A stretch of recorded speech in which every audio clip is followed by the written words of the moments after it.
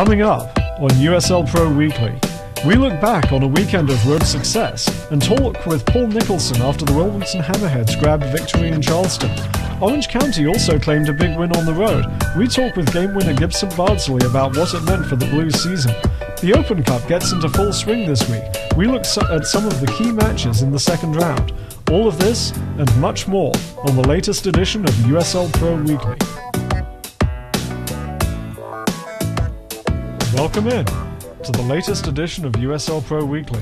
My name's Nicholas Murray. Very pleased to be joined this week by Jake Edwards. Jake, welcome back. Good, thank you for having me. And we got a lot to get to this week. We had a really busy weekend of action this past weekend, and kind of the theme of the weekend was success on the road. There was only one home win in the USL Pro schedule this weekend as the Richmond Kickers took a 4-0 win against Arizona United on Friday night at City Stadium. Very impressive performance by the Kickers there to move into third place in the USL Pro standings.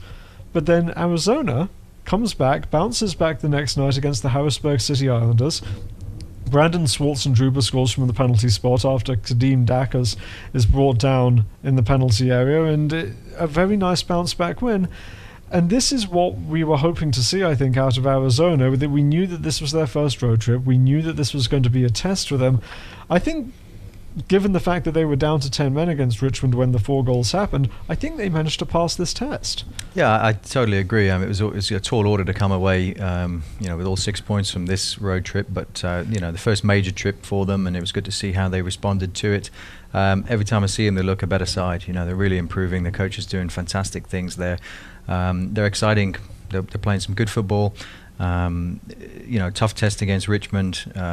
They were in the game. Between the sending off and the lightning delay and a few other things that happened, but the Richmond, the guys kept their heads and they got 4 good goals and convincing win. You could put your heads down there and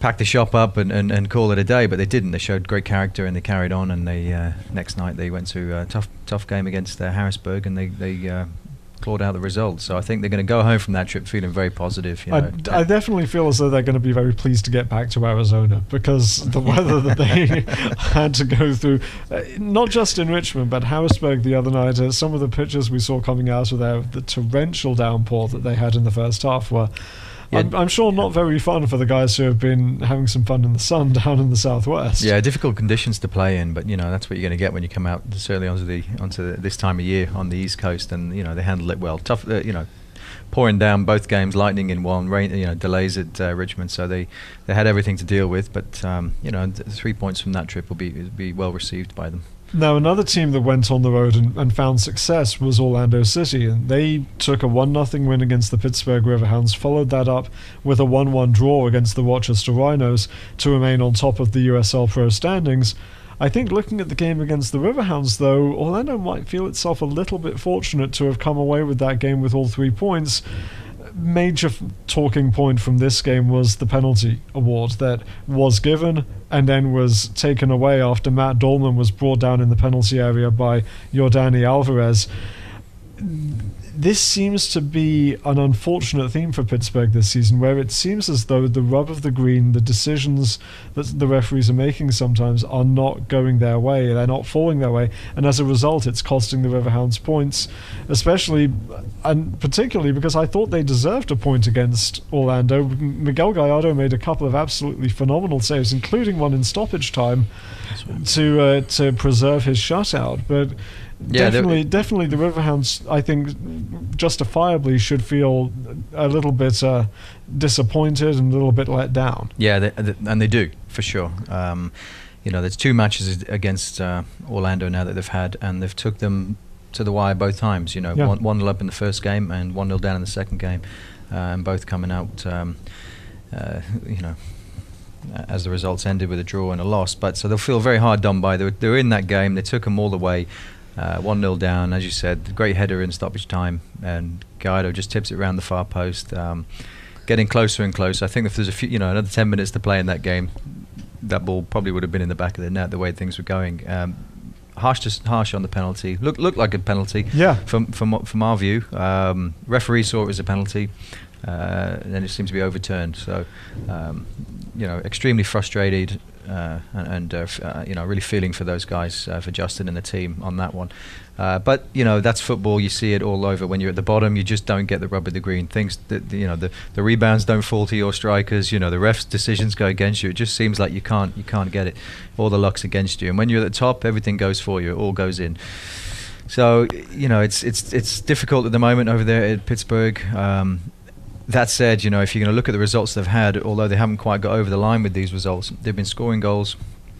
They've been very close. They're not getting blown out of the water 4-0 each game. And they're playing really good football, soccer. attacking football. They're not defense. They're really going forward and going for it. So, yes, they're near the bottom of the table, but 2 or 3 wins, that's all they need to put together, and then they'll be right back up there. It'll be a very different picture for them. And that's the big thing. If with the way that the league is spaced right now, you obviously have the 2 teams at the top in Orlando and the Galaxy too. You have a team in Richmond that I think might be poised with the games it has in hand on those 2 teams to bridge that gap and maybe make it a 3-horse race for the regular season title. But you have everyone else where Pittsburgh, yes, 3 points so far, only team without a win so far. But if you can get on a roll, and no better time to start this than their game against Rochester this Saturday, if you can get the momentum going, then you can get it done. Interesting note, the interesting thing to bear in mind, Pittsburgh went winless through its first 6 games last season. They had the tough opening loss at Highmark to the City Islanders. They had the tough road trip, and a few tough road trips in there, but won their 7th game, and from then on they went on a run where I think they went 10 games undefeated, and they played themselves into the playoffs. So at this point of the season, all is certainly not lost for these guys. They just need to start getting a few of the breaks go their way. Yeah, there's absolutely no need to panic, and these are the testing times where you just really got to get everyone together. On the ownership side, the front office side, the coaching side, the players. Everyone's just got to see where they are as a club. We're all in this together. We need a couple of wins. How do we get there? Work towards that. Build upon each result, and then it's going to look a totally different picture in a couple of games' time when they've got a few wins. Yeah. Absolutely no reason to panic. Everyone's just got to stick together. There's just been a perfect storm of situations, really. Yeah. With some players out, injured, suspensions, unlucky calls from the referees, etc., etc. So it'll all come together, like you said. It did last year. It certainly will do again. Now, Orlando, very positive win on the road. Arizona, very positive win on the road. But I think the biggest road win of the weekend, arguably, was that of the Wilmington Hammerheads, as they went into Blackboard Stadium, went in to face the Charleston Battery, got the early goal from Paul Nicholson, excellent free kick by Daniel Lovitz, Nicholson on hand to tuck away the rebound. And then they were able to hold on for the final 30 minutes, get that 1-0 win, and get that team moving in a positive direction. The funny thing about Wilmington is, obviously they haven't scored yet at home, but they've gone on the road twice, they've won twice, they're picking up the road points, which is, in effect, keeping them in contention, keeping them within shouting distance of a solid playoff position. Yeah, it is, and they'll be really pleased how things are going. I know they are. They're pleased with how the team's performing, how Coach Irving's got the players, playing some good attacking football, and they look full of confidence when they're away. And they're a tough team to break down when they're away from home. But you can't win championships with a good away form and a poor home form. They've got to get those on the same level, and I'm sure they will. They just need a couple of results at home, but away they're looking a strong side, and that was a fantastic result to go to the big rivals, the Battery, and take points away from them at home. It was a tough match, and they scored early, like you said, had a player sent off, and managed to keep the heads and keep the victory. And obviously there were some close calls. You had Javier Cordovez hitting the crossbar with a header in 13 minutes to go. Quillan Roberts coming up with a couple of very big saves, and he's looked very, very good indeed. 19 years old, coming down from Toronto FC. He has looked very, very good indeed, and certainly one that I think TFC has high hopes for in the future. Now it's a question of, can they replicate this on their home field? Yeah, absolutely. Their partnership with Toronto FC is really bearing fruit for Wilmington. It's been often on the field. It's been fantastic. Both organisations are getting on so well, and they're sending the right players to them. They're working well with Coach Irving, Coach Nelson, and they're sending the right players down, and it's fitting into their system, and they're having a big impact, and it's really helping both organisations. So just showing you how this partnership is really working well for these guys. One player that won't be available this weekend or for the Open Cup, however, Daniel Lovitz. He got recalled. The performances that he's been putting in got noticed. Obviously, Michael Bradley is going away for World Cup camp after Wednesday night's game for Toronto FC, but Lovitz gets up, performs well in Wilmington. He's got the call back to go back to Toronto, and he's a guy that you look at the way he delivers a set piece. He could be an important player for them, especially as maybe a second half substitute. Come in, take good corners, take good free kicks, give your side, give a player like Jermaine Defoe the opportunity to get on the end of crosses. Yeah, absolutely. I mean, he's a very talented player, and this is a big part of this is to get these players meaningful minutes in environments, pressure environments, in front of good crowds, playing alongside professional players here where the game really matters and means something, and they're thriving, and players like him are really thriving, so much so that they're now getting recalled into a very strong Toronto first team. So that's the whole point of this. Now, to talk a little bit more about their win in Charleston and their Open Cup game in midweek in Chattanooga, we got the chance to talk with Paul Nicholson, and that interview will be coming up just after this break.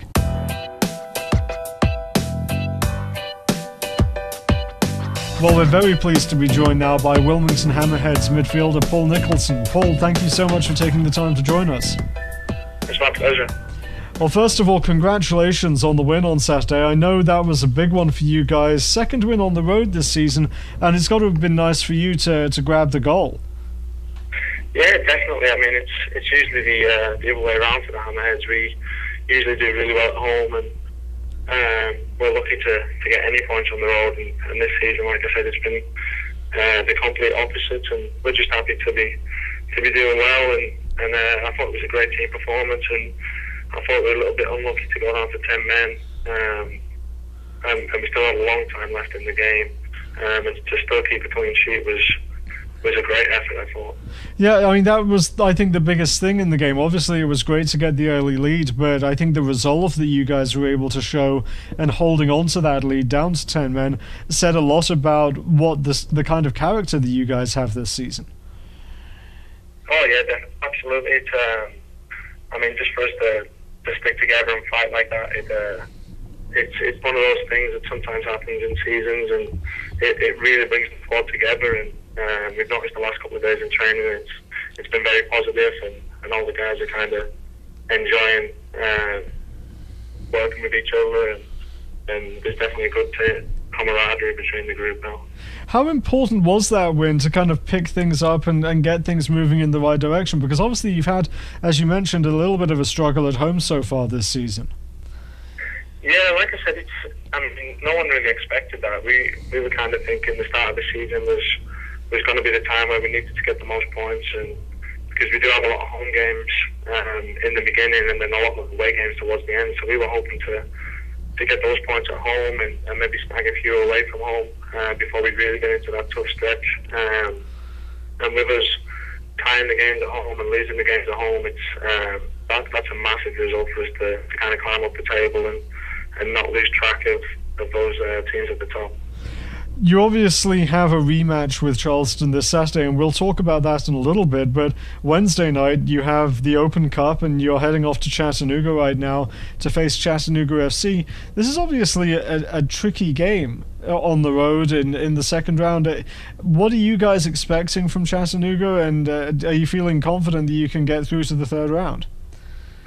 Yeah, I mean, we're definitely feeling confident, especially after this weekend, but we know it's not going to be easy. I think we're expecting them to have a good crowd, a good following, and by all accounts from what we've heard, they've got a good team as well, so we know it's not going to be easy. We kind of fell against the team probably at the same caliber a few years ago, if you remember, in Cal FC, who went on to do really well in the Open Cup. And for me personally, I know some of the older guys, they just want to make sure that doesn't happen again. We can kind of get a few wins in a row and kind of take that into the league as well. You're obviously one of the players that's been with the Hammerheads for a while. What is it about this team, and what is it about its place in its community that's made the club so special? It's a fantastic place to live. It's a great setup. We've got good fans. We've got a good coach. Just everything about the place. The whole place loves the soccer team, and you get recognised in the community. They get good crowds, and it's, like I said, it's just an all-round great place to be. And I've been there now for, this is my 4th season. I'm not planning on going too far. Hopefully I can stay here for a few more years and just continue to enjoy my soccer. What's the biggest key for you guys coming off this win with the Battery to try and use that to propel yourselves into maybe a run in the Open Cup, but certainly improved form in USL Pro for the regular season? I think it's massively important that we do take that win and we don't let it slip now. We need to start picking up some points at home and really start climbing up that table. We've got a very good squad this year with a lot of talent, and I know personally that we haven't quite reached our potential yet, and whether we're just coming together as a team now, a few games into the season, I hope so, and we can bounce on and really get a run of form going. Obviously, there are two teams right out at the top right now in Orlando and the Galaxy 2, but it definitely seems as though there's been a lot of fluctuation in the rest of the standings, and some teams put in big weeks and they'll make a big move up the standings. Is that something that you guys feel you can accomplish, where you'll go out, you'll put a run of 2, 3, 4 results together and propel yourselves up? Yeah, that's definitely the aim. We definitely want to get a few wins on the bounce and get the confidence going.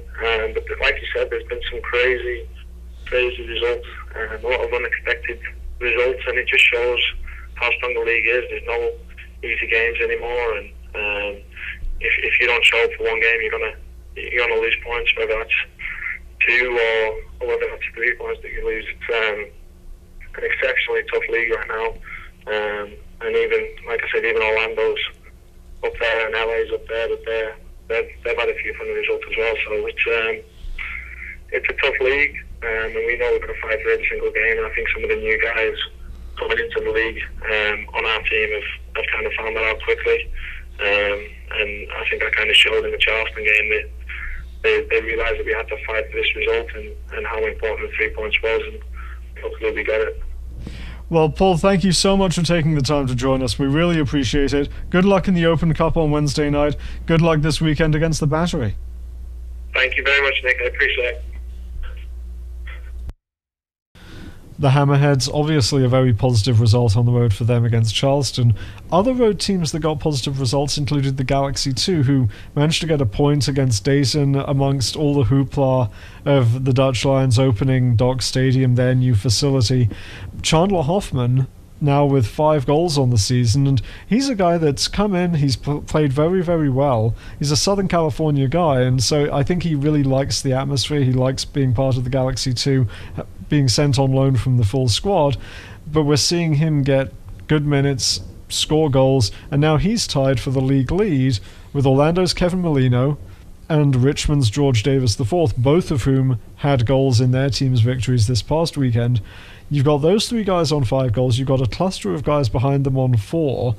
This is really shaping up to be a really interesting individual race for the Golden Boot this season so far. Yeah, I think so, and all 3 of those players are in a really good form, and everything they hit is going in the back of the net, it seems like, at this point. So a long way to continue for them. That's great. Chandler Hoffman's having a great season. He's been on the eye of the first team and the Galaxy organisation for a little while, and this is a fantastic opportunity for him to show what he can do with a regular run of games in the USL Pro, and he's took the opportunity by the hands, and he's improving. He looks better every time I see him. I think he's got a good future ahead of him.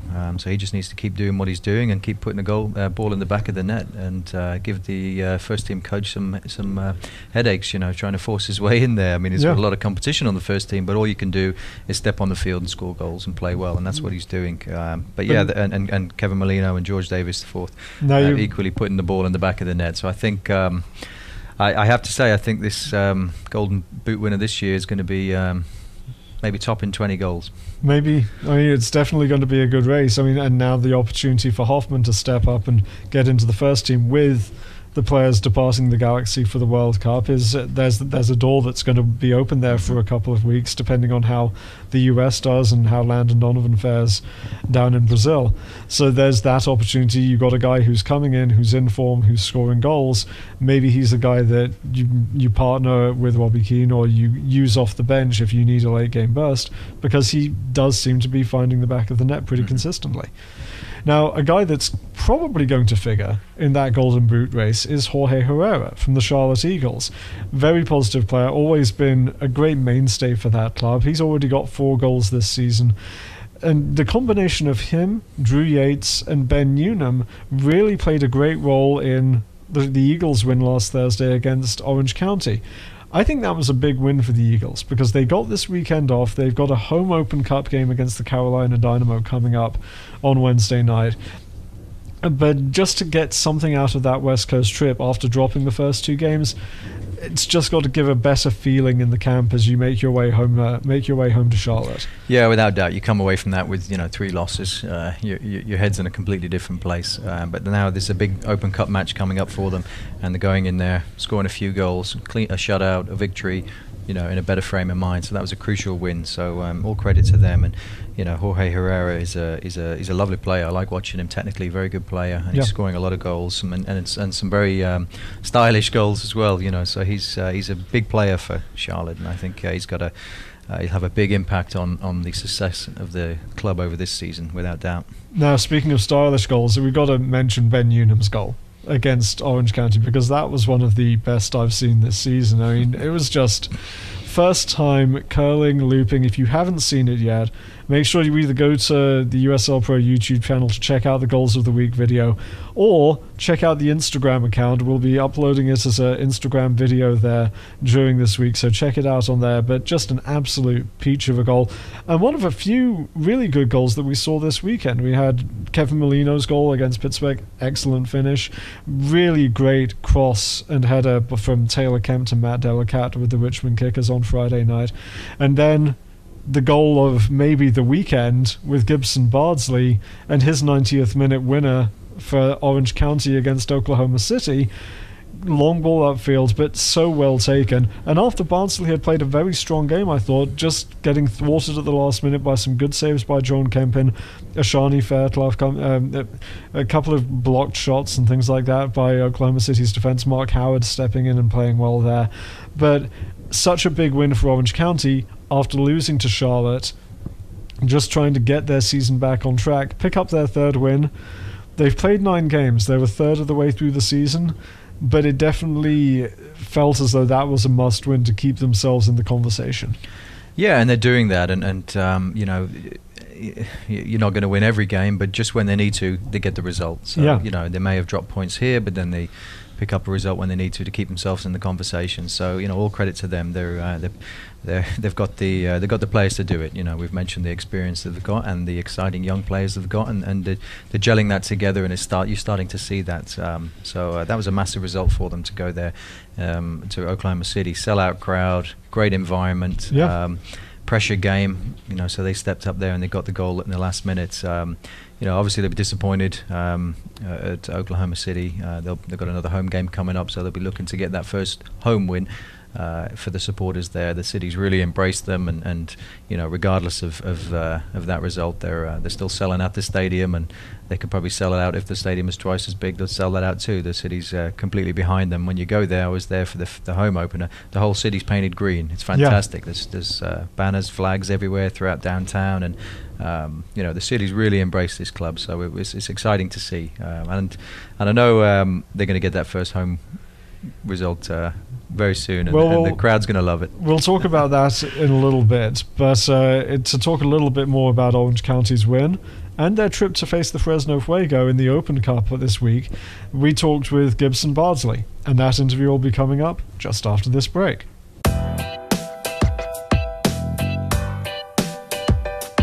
Well, we're very pleased to be joined now by the Orange County Blues forward, Gibson Bardsley. Gibson, thank you so much for joining us today. Thanks for having me. Well, first of all, congratulations on the win this past Saturday. I know with the way that the season has gone up and down for you guys, that must have been a huge win on the road, but not only on the road, in the manner that it came with the 90th minute goal. What was the feeling like in the locker room after that went in? It was a pure joy and excitement. I mean, we kind of, went out there knowing it was going to be a tough game with, them looking for a win as well, and there was going to be hot weather. And so we just kind of put our noses down and tried to work as hard as possible. On the goal, did it feel as though you were always going to be the first to it after it left Josh's foot on the long clearance upfield?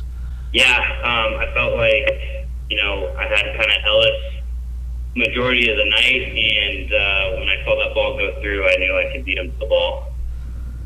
And it really felt like a composed finish. I mean, you'd had a few chances, you'd had a couple blocked and a couple saved. How gratifying was it for that last one to go in, just to get a free look at goal? It was a big sigh of relief. I was just, looking to hopefully, do what I could to get, everybody the 3 points. And it was just, I was in the right spot at the right time and did my job as best as I could to get it into the back of the net. Felt good to open up my account with the OC Blues. Definitely, I'm sure it did. I mean, it's your first goal for the team. You headed west after playing really well for Dayton last season. What was it about the Blues that made you decide you wanted to join them for 2014? It really gave me an opportunity to come back where I grew up. I was born out here in Southern California, and with them relocating down, farther south from Fullerton, it's really close to where my hometown is. So that was kind of a deciding factor right there. Do you miss Dayton a little bit? I mean, it's not, I'm sure you're enjoying seeing some of the guys over there have the success that they are, particularly a guy like Matt Williams, who seems to be back to full form again.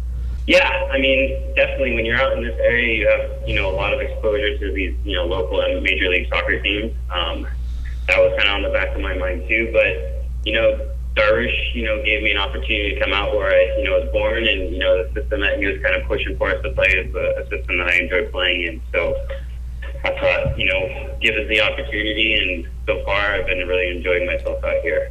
We have a really new team, and, each week we're being getting slowly better towards, working towards a goal that was kind of set out.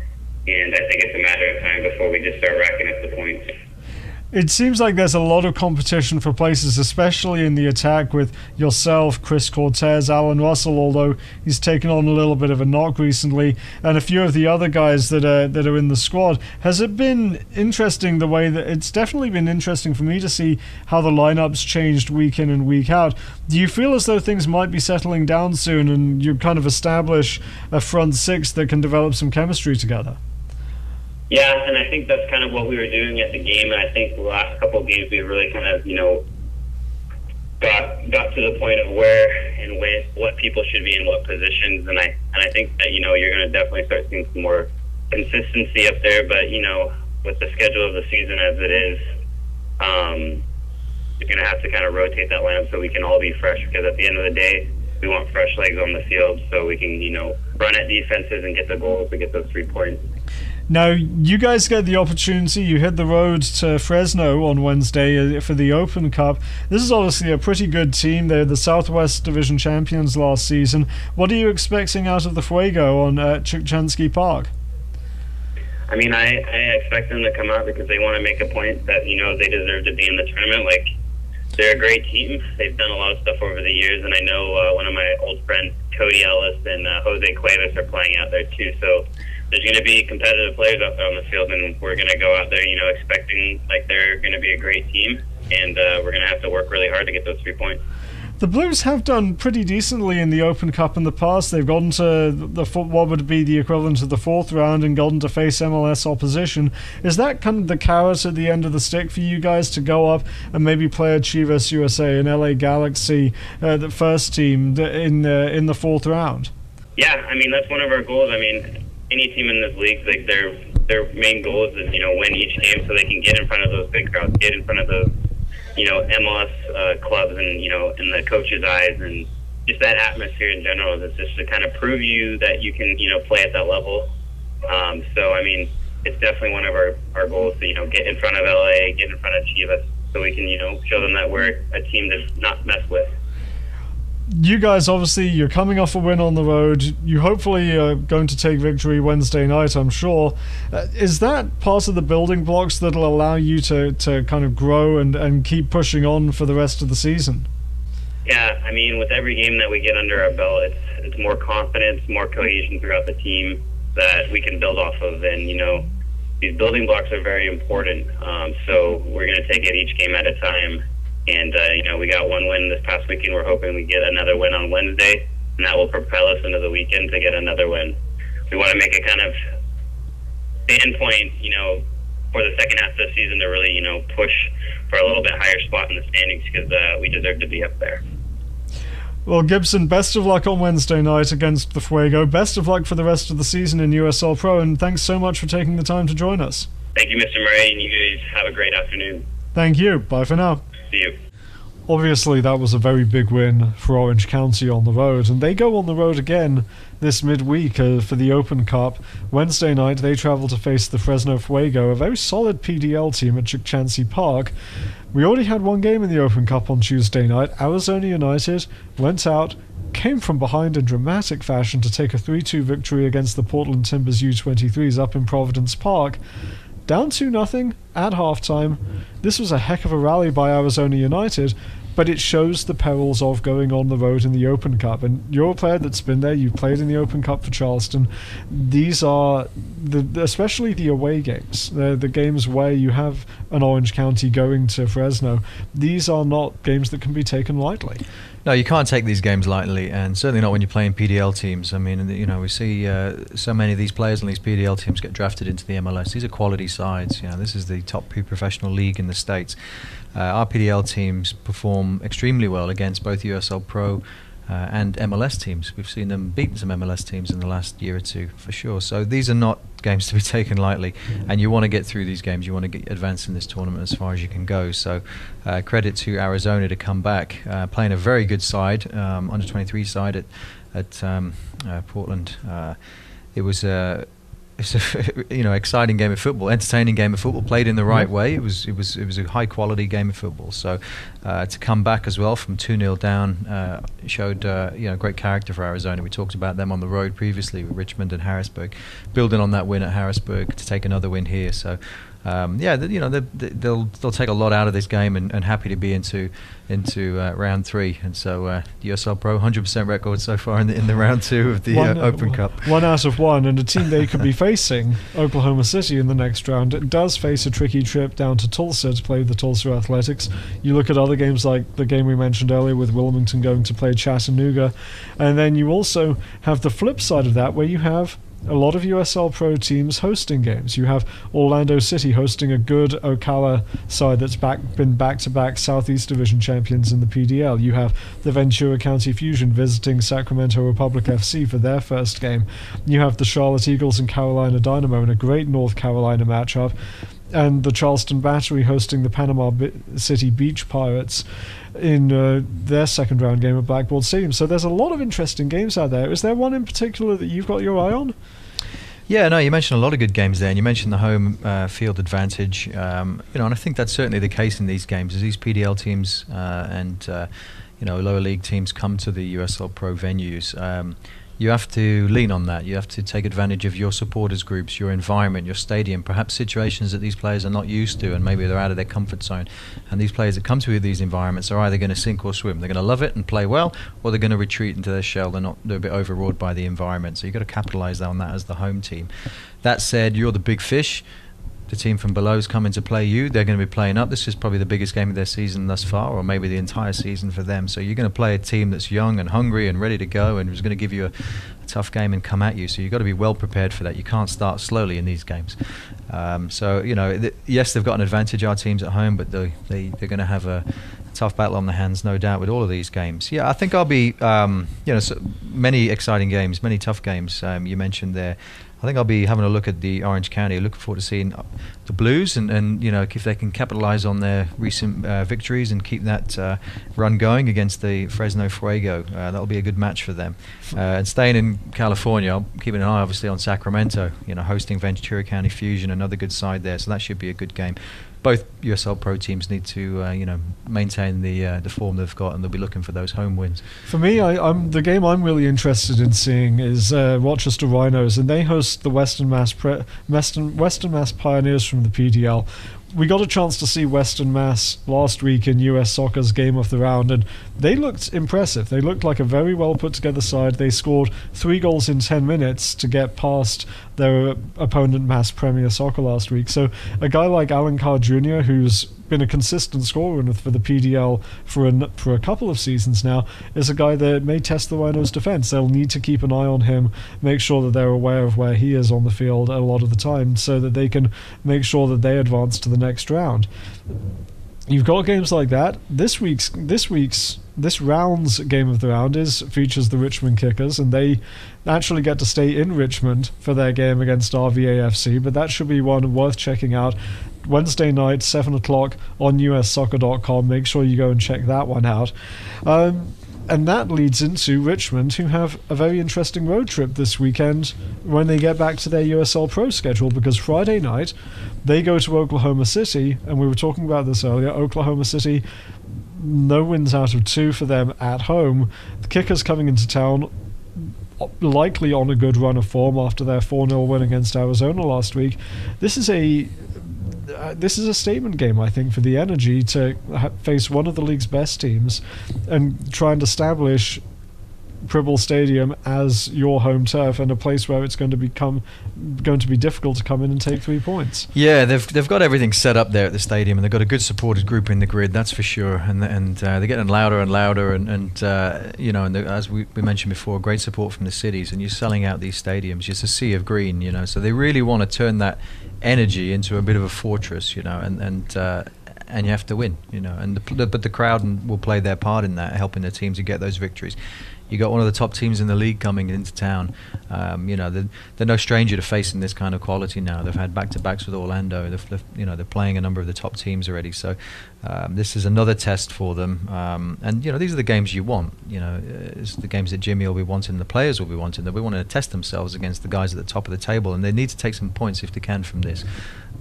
Now, other games this weekend, we have a couple of really interesting ones on Saturday, where we have the second game of the home and home series between the Wilmington Hammerheads and Charleston Battery. This one's slated for Legion Stadium. We talked a little bit about that as far as the Hammerheads were concerned earlier, but for the Battery, this is another big road game after falling on the road last week. I think there'll be a little bit of revenge on their mind, and they certainly, they're no strangers to going into Legion Stadium and playing spoiler there. Although they did fall there last season, they'll be wanting to get something out of this game and try and get things back on track.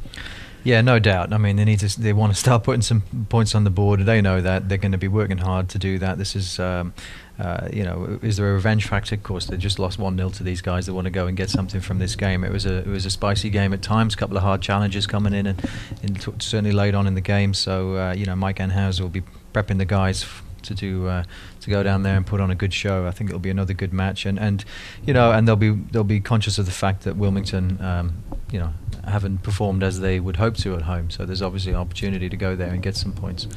Now, later on Saturday night, we have Sacramento Republic FC's final game at Hughes Stadium before they move into their new facility at Cal Expo.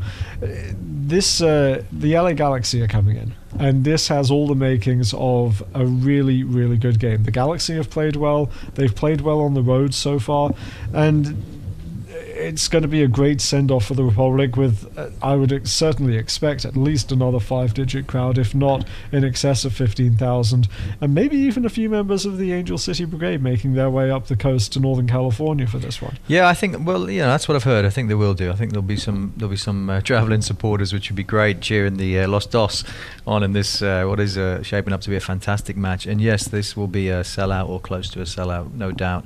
For their final game at the stadium, they've had 3 fantastic crowds there. This will be as close to a sellout. I think this is a great send-off for that short space of time that they've been in that stadium as they go into the new venue.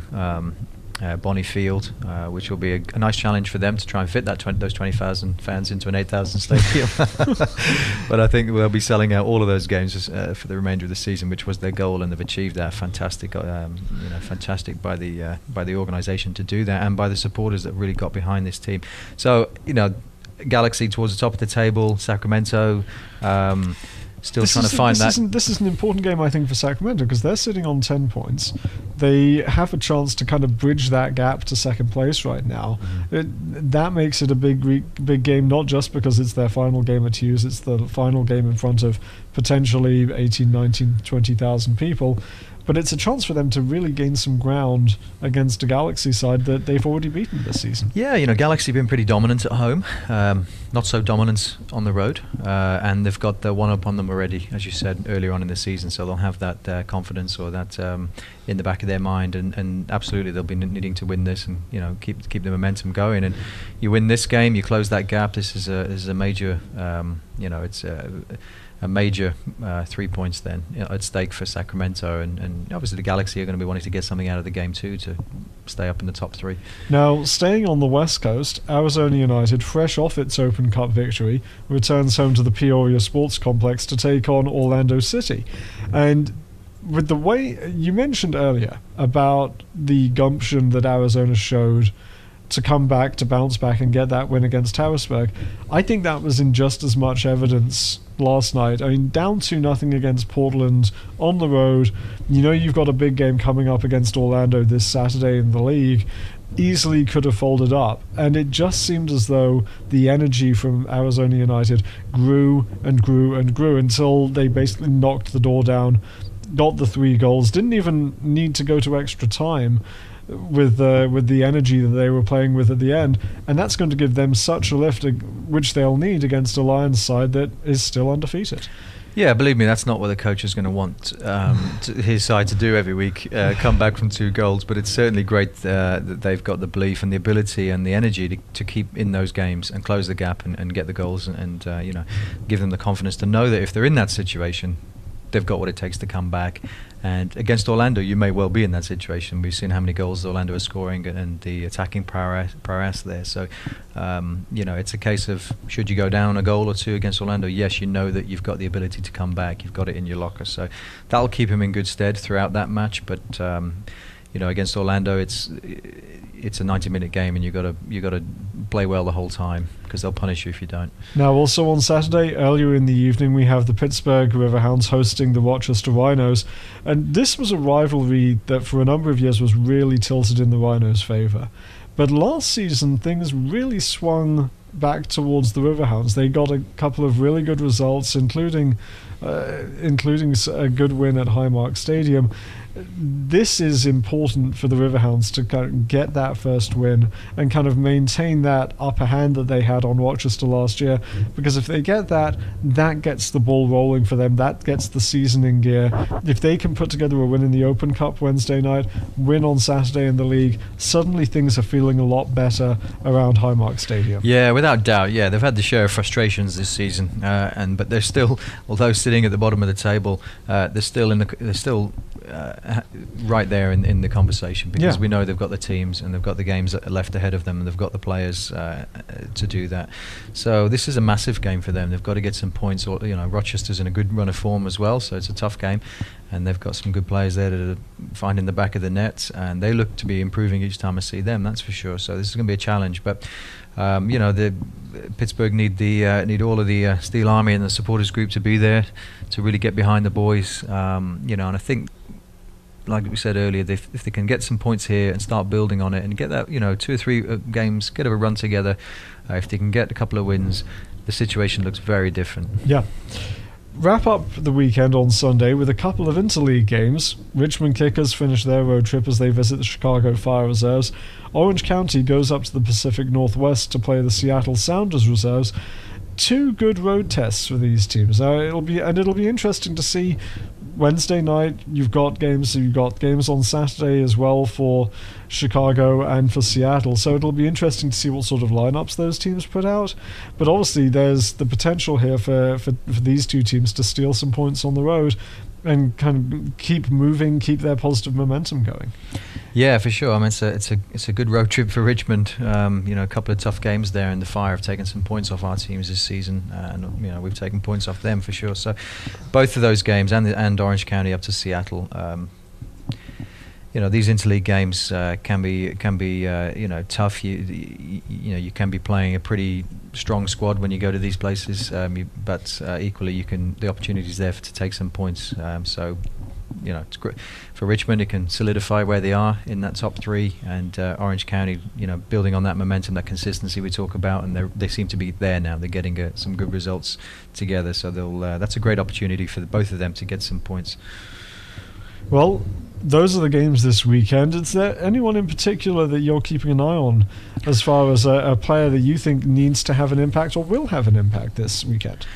Well, I think more than the players, the games. I mean, there's some great games this weekend. I think really a key one is going to be the LA-Sacramento game. I'll be keeping an eye on that game as a whole, certainly with the sellout crowd and the quality on the field, but just to see how Sacramento do there. I think that could be a bit of a turning point for Sacramento. If they can get a win there, it can really kick them up into the top half of the table. Yeah, I think the same thing is true. The two games I'm keeping an eye on are for Oklahoma City and Pittsburgh. Both of these teams, Pittsburgh needs its first win overall. Oklahoma City needs its first win at home. Those are two teams that I think will come out with a lot of energy, a lot of fire, and they will really challenge Richmond and Rochester, who have obviously both made much better starts to the season so far. You're right. Those are two. I don't want to say season-defining opportunities because I don't think they are, but they're very, very important for both of those teams to get some home points. So I think there'll be two crucial matches as well. Well, that's it for us for this week. Thank you so much for joining me, Jake. Thank you so much for putting this together, producer Ian, and thank you for all of you guys for tuning in.